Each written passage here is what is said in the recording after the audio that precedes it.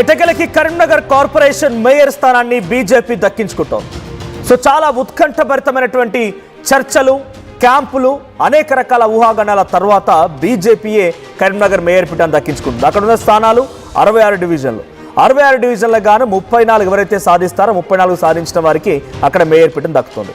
అయితే యాక్చువల్గా ఇక్కడ రిజల్ట్స్ ప్రకారంగా బీజేపీ గెలిచింది 30 స్థానాల్లో, బీఆర్ఎస్ గెలిచింది 9 స్థానాల్లో, కాంగ్రెస్ గెలిచింది 14, ఎంఐఎం 3, ఇతరులు మొత్తంగా అటు All India forward Bloc 2 and ఇతరులు 8 కలిపి 10 స్థానాలు ఉన్నాయి. ఇప్పుడు బీజేపీ ఏం చేస్తుందనంటే బీజేపీ ఇప్పటికే ముగ్గురిని తమ పార్టీలో చేర్చుకుంది. ముగ్గురు ఇండిపెండెంట్లే, ముగ్గురు తన పార్టీలో కలిపేసుకున్నారు. సో బీజేపీ ప్లస్ ఆ ముగ్గురు కలిస్తే 33 అవుతుంది. ఎగ్జాక్ట్గా సగానికి సీట్లకు చేరుతోంది. ఆ తర్వాత ఒకే ఒక్క స్థానం నుంచి ఎవరైనా వస్తారని చూసినప్పుడు ఎవరు కూడా రాకపోవడంతో బండి సంజయ్ తన ఎక్స్ అఫీషియో ఓటు వాడుతున్నారు. ఎక్స్ అఫీషియో ఓటుతో ఇప్పుడు బీజేపీ ఆ కరీంనగర్ మేయర్ పీఠాన్ని దక్కించుకుంటుంది. కట్ చేస్తే బీఆర్ఎస్, కాంగ్రెస్, ఇండిపెండెంట్లు కలిసి మేయర్ పీఠాన్ని దక్కించుకుంటాయనేటువంటి ఒక చర్చ కూడా జరిగింది. కానీ ఎగ్జాక్ట్గా ఇప్పుడు జరగలేదు. ఎందుకంటే కేసీఆర్ ఫోన్ చేశాడంట. కేసీఆర్ గంగుల కమలాకర్కి క్లాస్ పీకాడంట. మనం కాంగ్రెస్ సపోర్ట్ చేయడం ఏంటి, కాంగ్రెస్ ఒక అభ్యర్థిని పెట్టడం ఏంటి, మనం తటస్థంగా ఉందాం, మనం ఇలా చేస్తే తప్పుడు సంకేతాలు వెళ్తాయి, అర్థం కావడం లేదా అని చెప్పి గంగుల కమలాకర్కి క్లాస్ పీకారంట.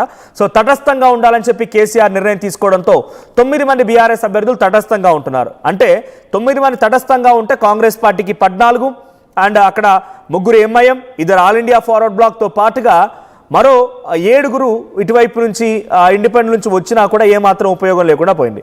ఆల్రెడీ 3 బీఆర్ఎస్ పార్టీతో కలిశారు కాబట్టి ఇక్కడ గెలిచినటువంటి 8 మందిలో 5 మాత్రమే ఇండిపెండెంట్ ఉన్నారు.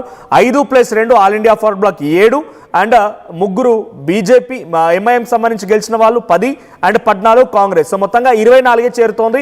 ఒకవేళ ex officio vote Kavampalli Satyanarayana కలిసినా కూడా 25 మాత్రమే అవుతోంది. ఎట్టి పరిస్థితుల్లో ఇక్కడ మేయర్ పీఠాన్ని దక్కించుకునే అవకాశాలు చాలా తక్కువగా ఉన్నాయి. సో నెంబర్స్ మీకు కనబడుతున్నాయి. 14, 9, 33, 10 ఇది అక్కడ గెలుపొందిన స్థానాలు. సో ఎవరైతే 34ని రీచ్ అవుతారో వాళ్ళు ఇక్కడ మేయర్ పీఠాన్ని దక్కించుకోబోతున్నారు. సో బీజేపీ 34 రీచ్ అవుతోంది. 30 ప్లస్ ఇండిపెండెంట్లు 3 కలుస్తున్నారు. సో ఆ తర్వాత ex officio vote Bandi Sanjay వినియోగించుకోవడంతో 34తో Karimnagar mayor పీఠాన్ని బీజేపీ దక్కించుకుంటుంది. ఇక ట్విస్ట్ ఏంటంటే నిన్న ఆల్ ఇండియా ఫార్వర్డ్ బ్లాక్ సంబంధించినటువంటి ఒక కార్పొరేటర్ బీజేపీతో కండువా కప్పుకున్నారు. బీజేపీ బండి సంజయ్తో భేటీ అయ్యారు. కానీ మరుసటి రోజే 24 గంటల్లోనే మళ్ళీ తను కాంగ్రెస్ పార్టీకి సంబంధించి క్యాంపులో చేరిపోయాడు తెలుస్తోంది. సో దీంతో ఆల్ ఇండియా ఫార్వర్డ్ బ్లాక్ 2 కూడా కాంగ్రెస్ పార్టీతో జతగట్టినప్పటికీ, వాళ్ళు కొంత మద్దతు తెలుపుతున్నప్పటికీ మేయర్ పీఠం దక్కించుకోవడంలో మాత్రం విఫలమవుతున్నారు. యాజ్ ఆఫ్ నౌ బీజేపీదే మేయర్ పీఠం. గంగుల కమలాకర్కి కేసీఆర్ క్లాస్ పీకడంతో సైలెంట్ అయిపోయారు. లేదనంటే నెట్వర్క్ ఏం జరిగింది చర్చ, గంగుల కమలాకర్ తన ఎక్స్ అఫీషియో ఓటుతో పాటుగా 9 మంది బీఆర్ఎస్ కార్పొరేటర్లు కూడా కాంగ్రెస్ పార్టీ సంబంధించినటువంటి వాళ్ళతో కలిసి ఇండిపెండెంట్ అభ్యర్థి అయినటువంటి ఒక వ్యక్తిని అక్కడ మేయర్ పీఠాన్పై కూర్చోపెడితే ఆ వ్యక్తికి సపోర్ట్ ఇస్తామని చెప్పుకొచ్చారు. అప్పుడు ఏమైపోయేది 24+9 ఆల్మోస్ట్ ఆల్ 24+9 33.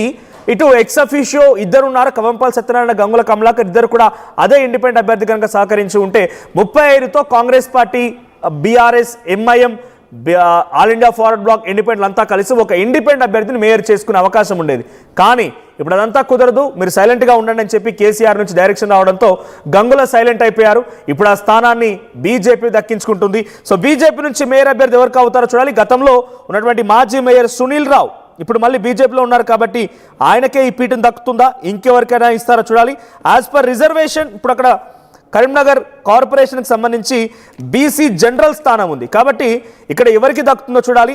సో బీజేపీ కనుక అక్కడ అవకాశం ఇస్తే బీజేపీ అక్కడ సునీల్ రావుకి ఇస్తారా లేదంటే ఇంకేదైనా మారుతుందా ఈక్వేషన్ అనేది ఇప్పుడు కొంత హాట్ టాపికే. So as of now BJP దక్కించుకోబోతుంది కాబట్టి బండి సంజయ్ చేతిలో ఉంటుందా పని.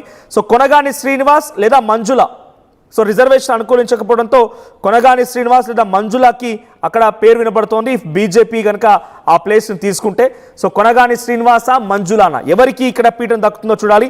సో బండి సంజయ్ ఎవరి వైపుగా నిలబడతారు, బండి సంజయ్ ఎవరి వైపుగా మద్దతు ఉంటారో వాళ్ళకు మాత్రం ఇక్కడ పీఠం దక్కే అవకాశం ఉంది. సో ఇక్కడ అనుకున్న ప్రకారంగా ఎక్కువ స్థానాలు సాధించింది బీజేపీ అయినప్పటికీ ఇక్కడ హంగ్ వచ్చింది. బీజేపీకి పూర్తిస్థాయి మెజార్టీ రాకపోవడంతో క్యాంప్ రాజకీయాలు జరిగాయి. సో కరీంనగర్కి సంబంధించి మున్సిపల్ కార్పొరేషన్లో గెలిచినటువంటి బీఆర్ఎస్, కాంగ్రెస్ కార్పొరేటర్లు, ఆల్ ఇండియా ఫార్వర్డ్ బ్లాక్ కార్పొరేటర్లు, తర్వాత ఎంఐఎం అండ్ ఇండిపెండెంట్లకు సంబంధించి 5 అంతా కూడా హైదరాబాద్లోని షామీర్పేట దగ్గర లియోనియా రిసార్ట్లో ఉన్నారు. సో అక్కడ ముగ్గురు మంత్రులు కూడా కరీంనగర్ ఉమ్మడి జిల్లాకు సంబంధించిన వారే కాబట్టి శ్రీధర్ బాబు, పొన్నం ప్రభాకర్, ధర్మపురి ఎమ్మెల్యే అడ్లూరు లక్ష్మణ్ వీళ్ళంతా కూడా ముగ్గురు మంత్రులకు సంబంధించి ఉమ్మడి జిల్లా కాబట్టి వారంతా అక్కడ పాగా వేశారు. అక్కడ ఉండి పెద్ద ఎత్తున తిష్ట వేశారు. అక్కడ లియోనియా రిసార్ట్లో చాలా మంత్రాలు జరిపారు. స్థాయి శక్తుల మేర పెద్ద ఎత్తున ప్రయత్నం చేశారు. ఒకానొక సందర్భంలో బీఆర్ఎస్ సపోర్ట్ కూడా తీసుకొని ఎలాగైనా సరే అక్కడ మేయర్ మాత్రం బీజేపీ రాకుండా ఉండాలి అది గంగుల కమలాకర్ అనుకున్న మాట, తర్వాత కాంగ్రెస్ పార్టీకి సంబంధించిన ఇతరులు అనుకున్న మాట. కాబట్టి అక్కడ ఎంతటి ఇబ్బందికర పరిస్థితి ఉన్నా ఒకరికొకరు సహకరించుకున్నా సరే ఐడియాలజీని పక్కన పెట్టినా గెలుపోటలు పక్కన పెట్టి బీజేపీని మాత్రం అక్కడ చేజిక్కించుకోకుండా అడ్డుకోవాలనేటువంటి ప్రయత్నం మాత్రం జరిగింది. కానీ ఇప్పుడు ఏ మాత్రం ఫలించలేదు. సో బీజేపీ మేయర్ పీఠాన్ని దక్కించుకోబోతోంది. అది ఇక్కడ క్వారం కూడా ఉండాలి. సో 2/3 అంటే 66 స్థానాలకు క్వారం అంటే 44 మంది. సో 44 మంది అక్కడ హాజరు ఉంటేనే అక్కడ మేయర్ ఎన్నిక జరుగుతుంది. 44 మంది హాజరు అవ్వాలి. వాళ్ళు ఓటేస్తారా లేదా పక్కన పెడితే వాళ్ళందరూ హాజరు కావాలి. సో ఇక్కడ అది కూడా కొంత ఎన్నిక అవ్వకుండా మేమంతా వెనక్కి అడుగు వేస్తాం, మేము వెళ్ళకపోతే అక్కడ క్వారం ఫామ్ కాదు అనుకున్న రకంగా బీఆర్ఎస్ పార్టీ కాంగ్రెస్ పార్టీ ఆలోచించింది. ఎందుకంటే 24 మంది ఉన్నారు. 24 మంది వాళ్ళంతా వెనక్కి తగ్గితే కనుక క్వారం ఫామ్ అవడానికి అవకాశం లేదు అనుకున్నారు. కానీ ఇప్పుడు క్వారం ఫామ్ అవుతోంది.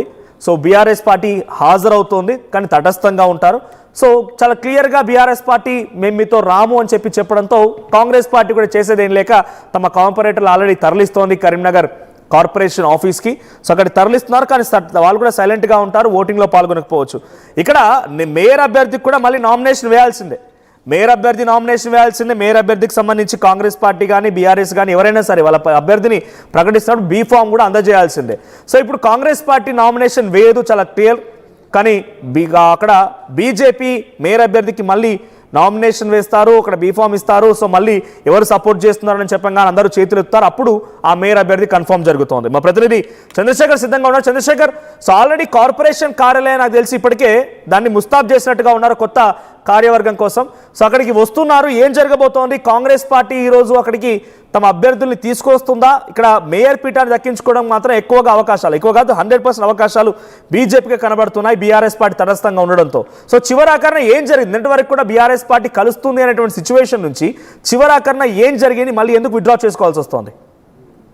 Manoj, Karimnagar municipal corporation mayor పీఠం దక్కించుకోవడానికి జరుగుతున్నటువంటి రాజకీయ పరిణామాల్ని ఒక్కసారి విశ్లేషిస్తే క్షణం ఉత్కంఠగా మారింది. ఉత్కంఠభరితమైనటువంటి రాజకీయాలు చోటు చేసుకున్నాయి. గత ఎన్నికల కౌంటింగ్ ప్రక్రియ పూర్తి అయినప్పటి నుంచి క్యాంపు రాజకీయాలకు తెరదీసింది. హైదరాబాద్ శివార్ ప్రాంతంలో 3 పార్టీలకు సంబంధించినటువంటి నేతలు క్యాంపు రాజకీయాల్లో చాలా బిజీగా ఉన్నారు. దీనిలో ఒక్కసారిగా రాజకీయ సమీకరణాలన్నీ కూడా మారిపోయాయి. గత రాత్రి వరకు కూడా భారతీయ జనతా పార్టీ టార్గెట్గా Congress party, BRS, MIM, all India forward Bloc వీరు మంతనాలు జరిపారు. స్వతంత్ర అభ్యర్థులు 8 మంది ఉన్నారు. 8 మందిలో ఒక 3 అభ్యర్థులు భారతీయ జనతా పార్టీలో చేరిపోయారు.